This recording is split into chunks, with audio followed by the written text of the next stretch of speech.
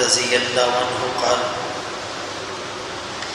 قال رسول اللہ صلی اللہ علیہ وسلم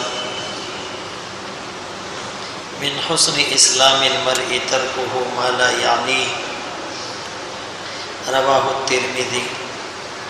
حضرت ابو ہریرہ رضی اللہ تعالیٰ عنہ نبی علیہ السلام کا فرمان نقل کرتے ہیں، آپ نے یوں ارشاد فرمایا کہ آدمی کے اسلام کی خوبی میں سے یہ ہے کہ لایانی کاموں کو چھوڑ دے، لایانی کاموں کو بھی چھوڑے اور لایانی باتوں کو بھی چھوڑ دے، یعنی جس کام میں نہ دنیا کا کوئی فائدہ ہو نہ دین کا، اس کام کو چھوڑ دے، یہ اس کی خوبیوں میں سے ہے۔ ایک حدیث میں حضرت انس رضی اللہ تعالیٰ عنہ روایت کرتے ہیں، فرمایا کہ ایک آدمی کا انتقال ہو گیا تو کسی شخص نے اس کے بارے میں یوں کہہ دیا کہ ابشر بالجنہ، کہ تجھے جنت مبارک ہو یا جنت کی بشارت ہو یا تو جنت کی خوشخبری لے۔ خلاصہ اور مطلب اس کا یہ ہے کہ گویا کہ یوں فرما دیا کہ وہ جنتی ہے۔ ورسول اللہ صلی اللہ علیہ وسلم یسمع، اس شخص کی اس بات کو آقا نے سن لیا۔ آپ نے ارشاد فرمایا اولا تدری، تجھے کیا خبر شاید کہ اس نے ایسی کوئی بات کی ہو جس کا کوئی فائدہ نہیں، فلعلہ تکلم فیما لا یعنی او بخل بما لا ینقص، یا شاید اس نے کسی ایسے کام میں بخل سے کام لیا ہو، کنجوسی سے کام لیا ہو کہ جس سے اس کا مال کم نہیں ہوتا۔ یعنی آپ نے گویا کہ تنبیہ کی اس بات پر کہ کسی کو جنتی کہنا یا کسی کو جہنمی کہنا یہ ہمارے لیے مناسب نہیں، ہمیں روا نہیں کہ ہم کسی کو جنتی بنا دیں یا جہنمی بنا دیں۔ گزشتہ احادیث میں آپ سن چکے ہیں کہ ایک شخص نیک اعمال کرتے کرتے جنت کے انتہائی قریب پہنچ جاتا ہے، لیکن اس کی زبان سے کوئی ایسا جملہ نکلتا ہے اللہ کی ناراضگی کا کہ وہ پھر جنت سے کوسوں دور چلا جاتا ہے۔ اسی طرح ایک شخص بداعمالیاں اور گناہ کرتے کرتے جہنم کے قریب پہنچ جاتا ہے، لیکن اس کی زبان سے اللہ کی رضا اور خوشنودی کا کوئی ایسا کلمہ، کوئی ایسا جملہ نکلتا ہے کہ اس کی وجہ سے یہ جہنم سے کوسوں دور چلا جاتا ہے۔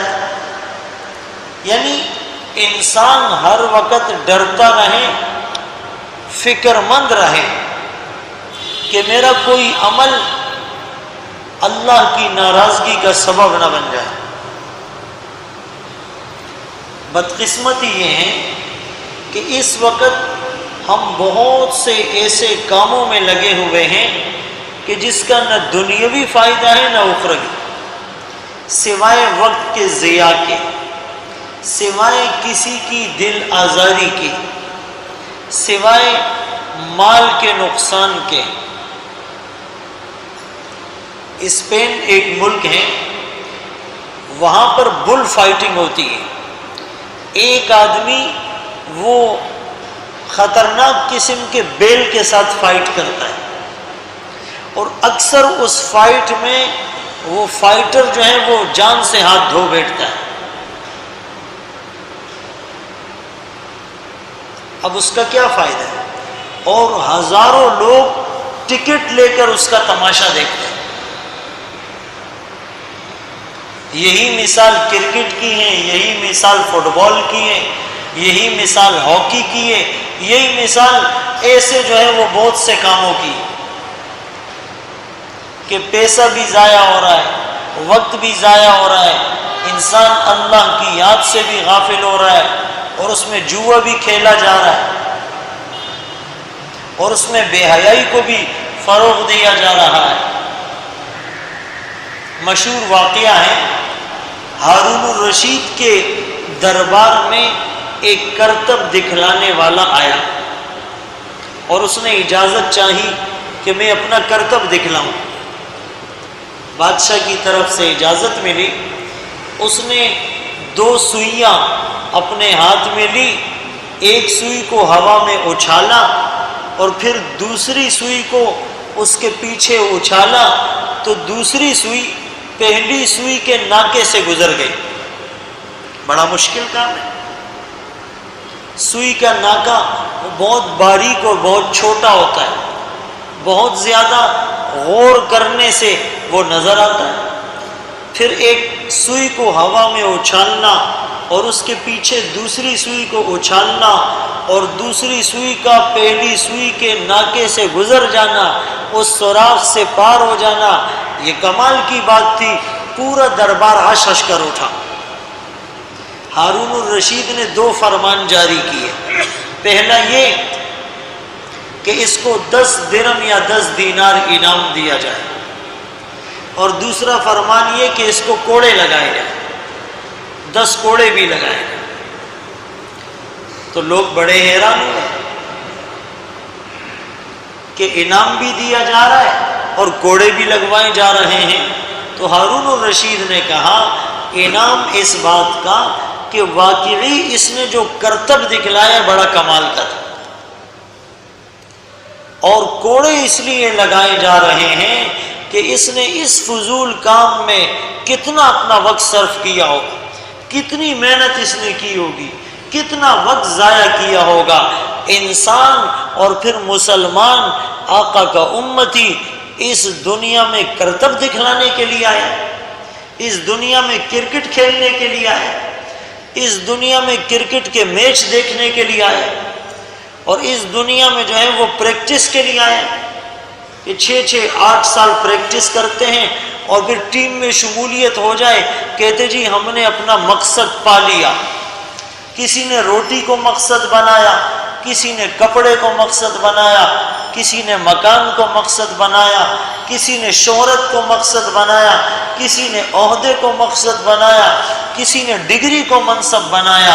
فرمایا مسلمان کا مقصد تو اس دنیا میں اللہ کے حکموں کو نبی کے طریقوں پر پورا کرنا تھا۔ ما خلقت الجن والانس الا لیعبدون، میں نے انسان اور جنات کو اپنی عبادت کے لیے، اپنی معرفت کے لیے پیدا کیا۔ انسان کا پرپس آف کریشنز وہ اللہ کی عبادت تھی۔ تو مسلمان ان کاموں میں پڑ گئے۔ اللہ اکبر کبیرہ۔ کوئی ساتھی اس کا بٹن بند کر دے، لکھا ہوگا اس کے اوپر، فانوس لکھا ہوگا۔ آپ میری طرف متوجہ ہیں۔ میں عرض کر رہا تھا کہ مسلمان کا جو مقصد ہے وہ اللہ کی عبادت ہے، اللہ کی معرفت ہے۔ علماء کا ایک مقولہ میں پہلے بھی عرض کر چکا ہوں کہ اگر ایک آدمی یہ دیکھنا چاہتا ہے کہ اللہ کے ہاں میرا مقام کتنا ہے، اللہ کی نظروں میں میرا مرتبہ کتنا ہے، تو اس کے 2 طریقے۔ ایک طریقہ تو یہ ہے کہ یہ دیکھے کہ اللہ نے اس کو کن کاموں میں لگا رکھا ہے۔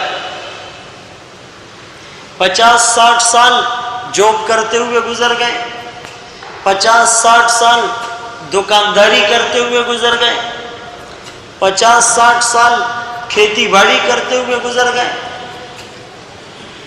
اس کو اللہ نے کن کاموں میں لگا رکھا ہے؟ اگر اس کو اللہ نے دین کے کام میں لگا رکھا ہے تو اس کا مقام اللہ کی نظر میں بلند۔ اگر اس کو اللہ نے دنیا کے کاموں میں لگا رکھا ہے تو اس کا مقام اللہ کی نظر میں معمولی، اس لیے کہ دنیا کی حیثیت اللہ کی نظر میں مچھر کے پر کے برابر بھی ہوتی، اللہ کسی کافر کو پانی کا ایک گھونٹ بھی نہ پلاتا۔ مشہور روایت ہے کہ آقا صحابہ کے ساتھ راستے سے گزر رہے ہیں، کچرے کا ڈھیر، وہاں بکری کا بچہ مرا ہوا، گلا ہوا، سڑا ہوا، بدبودار تعفن اس سے اٹھ رہا ہے۔ تو آقا نے پوچھا کہ اس کو 1 یا 2 درہم میں کون خریدے گا؟ صحابہ فرمانے لگے یہ بکری کا بچہ، وہ بھی مرا ہوا، گلا سڑا ہوا، اس کو تو کوئی مفت لینے کو تیار نہیں، یہ تو انتہائی حقیر ہیں، کم حیثیت ہیں۔ آقا فرمانے لگے اللہ کی نظر میں دنیا اس سے بھی زیادہ رزیل،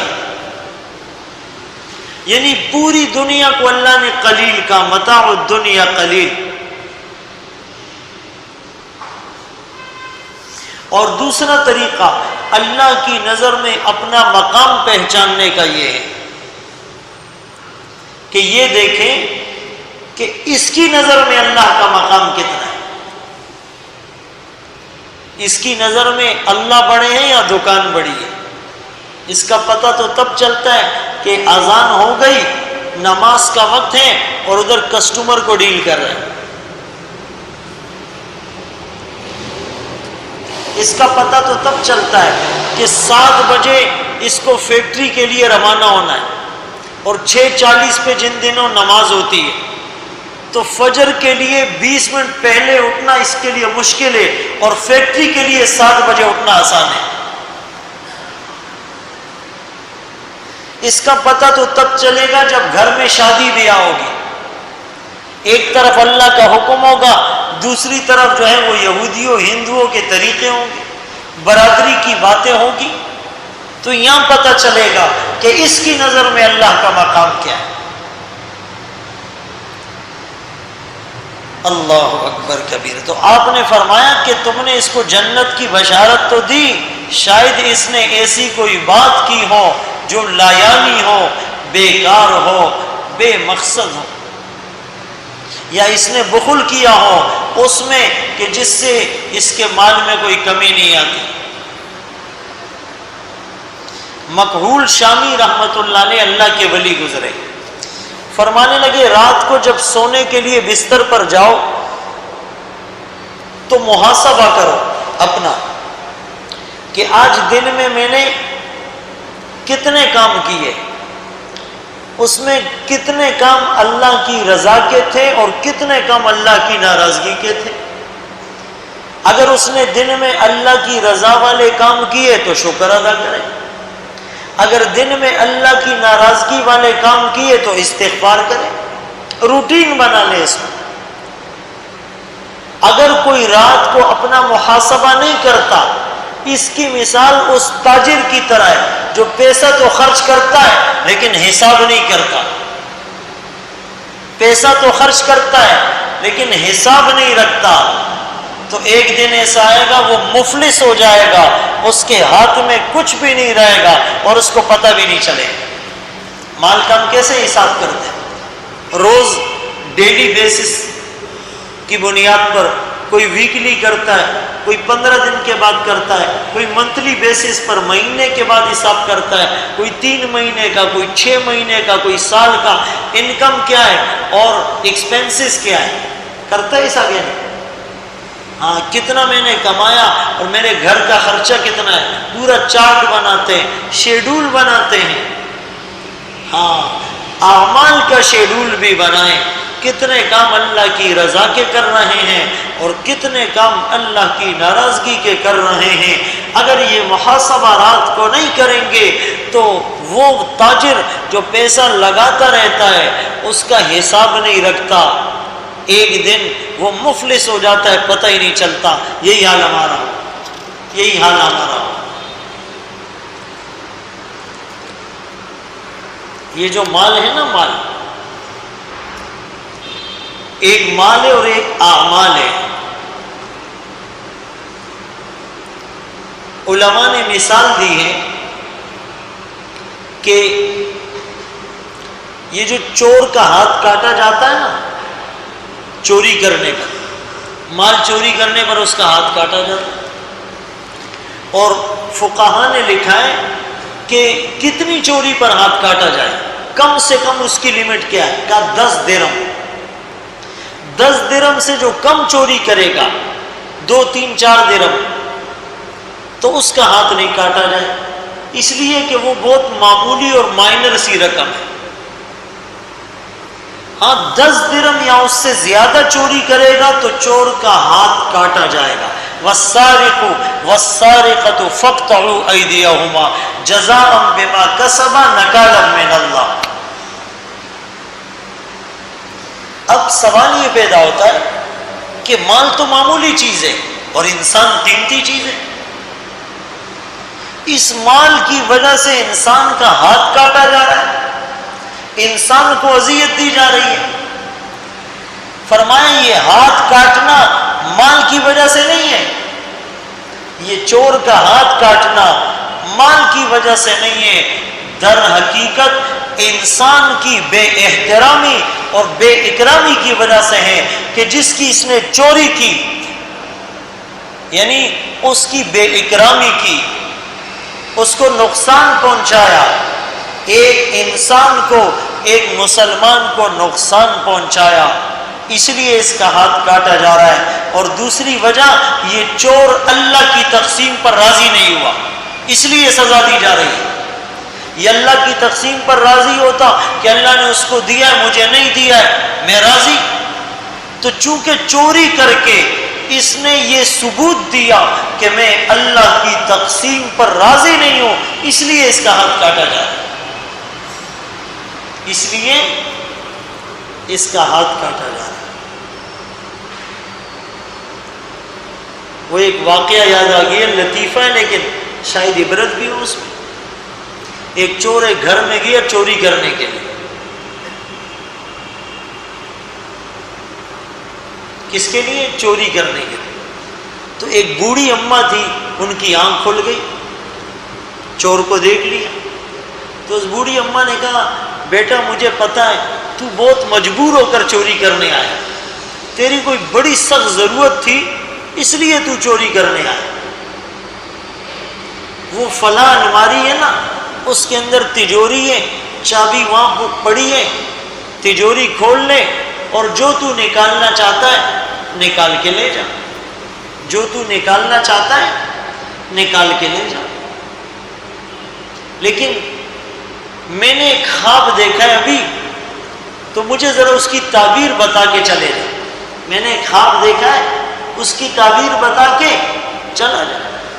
چور نے بولا اتنی نیک اماں ہے، خود ہی مجھے بتایا بھی کہ تیری مجبوری ہے اس لیے چوری کرنے آیا، ڈانٹا نہیں، پھر تجوری کی چابی کے بارے میں بتا رہا ہے، مال کے بارے میں بتا رہا ہے، تو اچھی بڑی ہے نا، چلو اس کا خواب سن لیتے۔ گیا اور اس کے پاس بیٹھ گیا چارپائی، تو بوڑھی اماں نے کہا، وہ کہتے ہیں نا اولڈ از گولڈ، پرانے لوگ تو جو ہے نا وہ تجربہ کار ہوتے ہیں۔ بوڑھی اماں نے کہا بیٹا میں سوئی ہوئی تھی اور اچانک میں نے خواب میں دیکھا کہ میں زور زور سے اپنے بیٹے کو بلا رہی ہوں، محمد محمد، زور زور سے چیخنے لگے، بیٹے کا نام محمد۔ اتنے میں دوسرے کمرے میں اس کا بیٹا محمد سوئے ہوا تھا، وہ اٹھ کے آ گیا، وہ اٹھ کے چور کو پکڑا اور ایسی دھلائی اس کی کہ وہ یاد رکھے گا۔ تو جب چور پھر بھاگنے لگا نا تو کہنے لگا آج مجھے نصیحت حاصل ہو گئی کہ میں چور ہوں، میں چور ہوں، خواب کی تعبیر بتانے والا نہیں ہوں، میں چور ہوں، خواب کی تعبیر بتانے والا نہیں ہوں، وہ تو تعبیر بتانے کی سمجھ۔ تو کہنے کا مقصد یہ ہے کہ انسان اپنی ذمہ داری کو سمجھے۔ ایک ہوتا ہے فیکٹری کا مالک اور ایک ہوتا ہے چوکیدار۔ اگر چوکیدار اپنے آپ کو مالک سمجھے گا تو صحیح کرے گا، بلکہ ہو سکتا ہے اس کو دھکے دے کے نکال دے، اور اگر مالک اپنے آپ کو چوکیدار سمجھے گا وہ صحیح کرے گا، اس کو بھی دنیا ہنسے گی، تو بھائی جس کو اللہ نے مال دیا نا، مالک بنایا، وہ چوکیدار بن کے بیٹھا ہوا ہے، نہ صدقہ، نہ زکوٰۃ، نہ خیرات، نہ بیواؤں کی خبر گیری، نہ مسکینوں کے ساتھ تعاون، نہ یتیموں کے سر پر دست شفقت رکھنا، چوکیدار بن کے بیٹھا ہوا ہے، کوئی سام بن کے بیٹھا ہوا ہے۔ اور جو یوں کہتا ہے نا میں تو دکاندار ہوں، اور میں تو بزنس مین ہوں، اور میں تو زمیندار ہوں، اور میں تو جو ہے نا وہ پڑھانے والا ہوں، اور میں تو جو ہے فلاں ہوں، تو بھائی انہوں نے اپنے آپ کو چوکیدار سمجھ لیا ہے۔ ان کا منصب تو یہ تھا کہ یہ اللہ کے بندے تھے، اللہ کے نائب تھے، آقا کے امتی تھے، صحابہ کے وارث تھے۔ جو روئے زمین پر رب کے نظام کو نافذ کرنے کے لیے آیا تھا، جسے رب نے اپنا نائب اور خلیفہ بنایا تھا، وہ نعرہ لگا رہا ہے روٹی کپڑا مکان۔ تو بے وقوفی ہے یا نہیں؟ اپنے منصب کو پہچانو، اپنی حیثیت کو پہچانو۔ مسلمان تو بہت قیمتی ہے، اس کے ہاتھ اٹھتے ہیں عرش کے ستون ہل جاتے ہیں، اس کے ہاتھ اٹھتے ہیں اللہ دنیا کا جغرافیہ تبدیل فرما دیتے ہیں، اس کے ہاتھ اٹھتے یہ قسم اٹھاتا ہے لأبرہ، اللہ اس کی قسم کو پورا فرماتے ہیں۔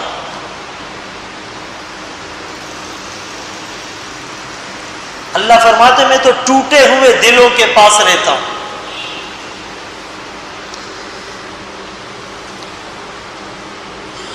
روایت میں آتا ہے کہ جنگ احد میں ایک شخص شہید ہو گیا، اس کے پیٹ پر پتھر بھی بندھا ہوا تھا، بھوک کی وجہ سے پہلے پتھر باندھتے تھے نا تاکہ کمر سیدھی رہے۔ اس کی ماں نے جب اس کو شہادت کی حالت میں دیکھا اور پیٹ پر بھوک کی وجہ سے پتھر بھی بندھا ہوا ہے، تو اس کی ماں نے اس کے چہرے سے مٹی صاف کی اور یوں کہا ہنی اللہ کا یا بنی الجنہ، تجھے مبارک ہوئے میرے بیٹے جنت کی۔ اب مقام بھی بڑا تھا، میدان جہاد میں شہید ہوا ہے اور آقا کی موجودگی میں شہید ہوا ہے، اور پیٹ پر بھوک کی وجہ سے پتھر بھی بندھا ہوا ہے۔ تو ماں نے اگر کہہ دیا کہ تجھے مبارک ہو جنت کی، لیکن نبی علیہ السلام نے فوراً فرمایا ما یدریک، تجھے کیا پتا یہ جنت میں گیا، لعلہ کان یتکلم فیما لا یعنیہ، ہو سکتا ہے اس نے ایسی کوئی بات کی ہو کہ جس کا کوئی فائدہ نہیں تھا، بے مقصد بات کی ہو، ویمنع ما لا یضر، اور کسی ایسی چیز کے دینے سے رکا ہو کہ جس کے دینے سے اس کا کوئی نقصان نہیں تھا۔ اتنی اہم بات آپ نے ارشاد فرمائی۔ ایک شخص شہید ہوا سرکار دو عالم صلی اللہ علیہ وسلم کے زمانے اور عہد میں، رونے والی اس پر روئی اور اس نے کہا واہ شہیدا، ہائے شہید۔ آپ نے فرمایا تجھے کیا خبر، یہ شہید ہیں، ہو سکتا ہے اس نے لایانی بات کی ہو یا ایسا بخل کیا ہو جس سے اس کا مال کم نہیں ہو رہا تھا۔ اسی طرح ایک عورت کے بارے میں آتا ہے کہ امی عائشہ رضی اللہ تعالیٰ عنہ کے پاس تھی، اور عورتیں بھی بیٹھی ہوئی تھی۔ اس عورت نے کہا اللہ کی قسم میں جنت میں داخل ہوں گی، اس لیے کہ فقط اسلمت، میں نے اسلام قبول کیا، وما سرقت، میں نے چوری نہیں کی، وما زنیت، میں نے زنا نہیں کیا۔ اب بڑی بات ہے، فأتیت فی المنام، اس کو خواب آیا اور خواب میں اس سے کہا گیا تو جنت کی دعوے دار تو ہیں، لیکن ہو سکتا ہے تو نے بخل کیا ہو ایسے کسی کام میں، ایسی چیز میں کہ جس سے تجھے فائدہ نہیں تھا، تو نے بے معنی بات کی ہو۔ جب یہ باتیں اس نے سنی، صبح ہوئی، پھر حضرت عائشہ رضی اللہ تعالیٰ عنہ کے پاس آئی اور ان کو خواب سنایا اور ان ساری عورتوں کو بلایا جن کے سامنے جنت کا دعویٰ کیا تھا، اور وہ خواب سنا کر کہنے لگی میں اپنے دعوے سے دستبردار ہو رہی، جنت میں جانا یا جہنم کا فیصلہ ہونا یہ اللہ کی منشا پر موقوف ہے۔ خود آقا نے فرمایا کہ کوئی اللہ کی رحمت اور اللہ کے فضل کے بغیر جنت میں نہیں جا سکتا۔ صحابہ نے کہا قیل ولا انت یا رسول اللہ، آپ بھی اللہ کی رحمت کے بغیر جنت میں نہیں جا سکتے۔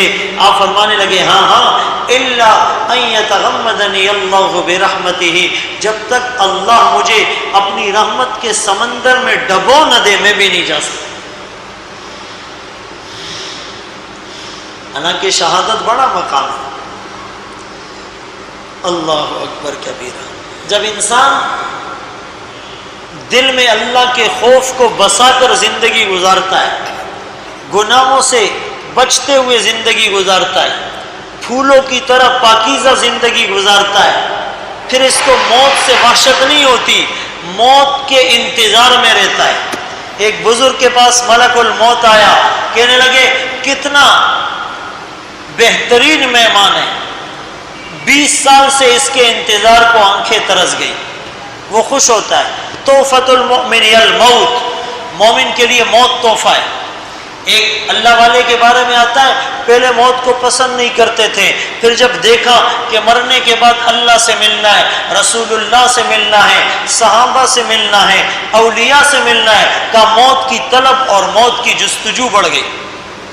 حضرت بلال رضی اللہ تعالیٰ عنہ نزع کی حالت ہے، دنیا سے جانے کا وقت ہے، بیوی سرہانے بیٹھی ہوئی ہے، بیوی نے غم میں کہا واہ حزناہ واہ کرباہ، ہائے غم ہائے افسوس، یعنی میرا شور جا رہا ہے۔ حضرت بلال رضی اللہ تعالیٰ عنہ فوراً فرمانے لگے واہ فرحاہ واہ کرباہ، ہائے خوشی ہائے مزے۔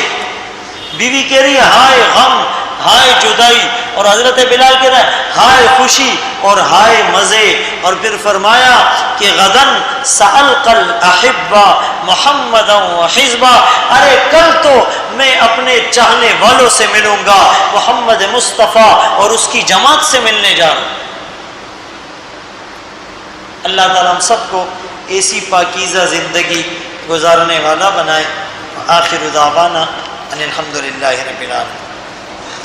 اللهم احسن عاقبتنا في الامور كلها واجرنا من خزي الدنيا وعذاب الاخره، اللهم انك عفو تحب العفو فاعف عني، ربنا تقبل منا انك انت السميع العليم وتب علينا انك انت التواب الرحيم، وصلى الله تعالى على خير خلقه محمد واله واصحابه اجمعين برحمته۔